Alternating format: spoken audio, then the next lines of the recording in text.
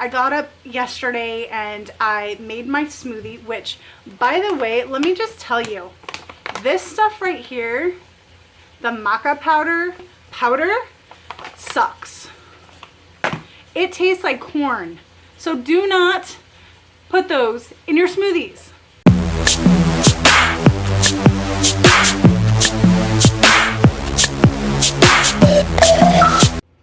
Hey guys, so it is Sunday. I had a really good day yesterday.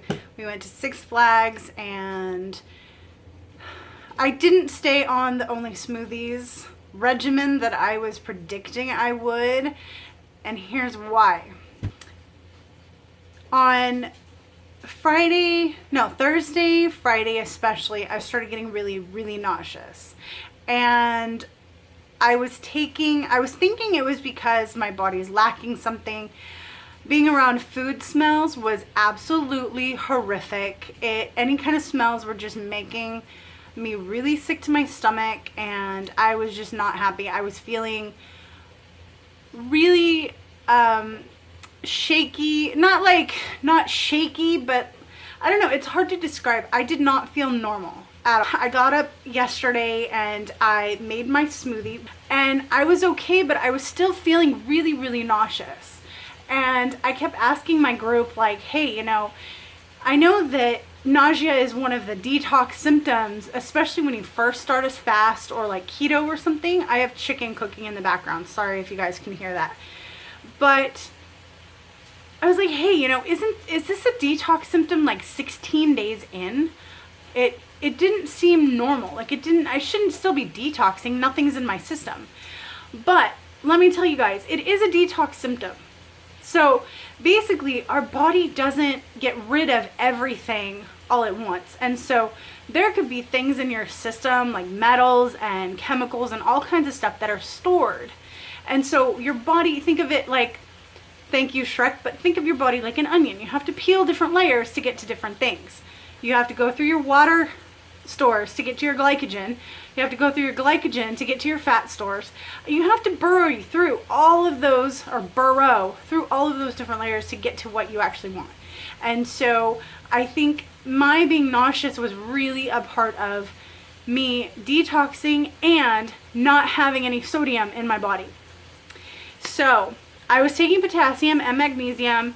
I started adding a little bit of sea salt into my smoothie yesterday. And then when we got to Six Flags, we were in line, and well, I was in line because they had gone on a ride. I was in line in this one barbecue place, and the sight and smell of the meat literally turned my stomach. I felt like I was gonna pass out. I was waiting in line for like 40 minutes. By the time I got up there, I grabbed a chicken salad and I just decided to eat because my body was literally screaming at me. I just was not feeling normal. So in things like that, especially with extended fasts like I did, you really want to listen to your body, you guys. I cannot stress that enough. I am very much in tune with my body, and I know when I'm low on something. I knew I was low on something, and so I decided to eat yesterday. I'm feeling almost 100% better. I ate the salad at Six Flags. I drank a bunch of water. I did have a soda, which unfortunately was a bad choice on my end, but you know, I'm owning up to it. We were at a theme park and I just needed something extra, just something, it's hard to explain, just something extra. So I did end up drinking soda. But again, I was drinking a lot of water too, and we walked like 5 miles. It was up and down hills. So I stepped on the scale this morning and I didn't gain anything, which is amazing. And then today I started in with a kind of a stressful morning because we still don't have our car. And we're not going to have our car until maybe Wednesday. And so all of a sudden it was like, I want to eat. I want to eat. I want to eat. So I just went and I got a salad. And so I'm sticking to veggies, you guys. So I'm not like going off the rails or anything, but I am putting those nutrients back in my body because tomorrow I am going back into a fast. And I am going to still continue because remember, I did all that research, all that work on trying to get all these smoothies laid out for my next, you know, however long it takes me to get to my goal weight. So I am going to still do the smoothies and I'll still share that with you guys, but I think I'm going to have to, especially if I'm doing the extended fast, I think I'm going to have to at least eat once a day. So just to get in those electrolytes and that sodium is super important, and it really helped my nausea. So just a little tidbit, if you guys are going to be doing your extended fasts, make sure you get plenty of sodium and potassium and magnesium. You can go for B12 too if you're feeling really fatigued and everything. It's a learning process, you guys. It's just one of those things that you learn as you go, and you continue learning and you keep evolving. And the one group that I am going to recommend, if you guys are doing water fasting or fasting in general, or even keto, you can join my keto group for beginners. I'll post a link for that down below. But check out A Healthy Alternative. They have a ton of fasting videos on YouTube. I'll post their video channel down below. You guys can check that out, and then you can also join their group too. I'm in there. You'll see me posting in there. I still have questions because I've only been fasting for about 2 months, so I still have questions when things come up, just the same way that I did when I started keto. And there's really nothing wrong with that. So, you know, it is what it is. It's a learning journey, and whatever I learn, I'm going to be sharing with you guys. So hopefully if you have the same questions, you can also, you know, kind of get the answers that you're looking for, because it's very scary when you have never done something before.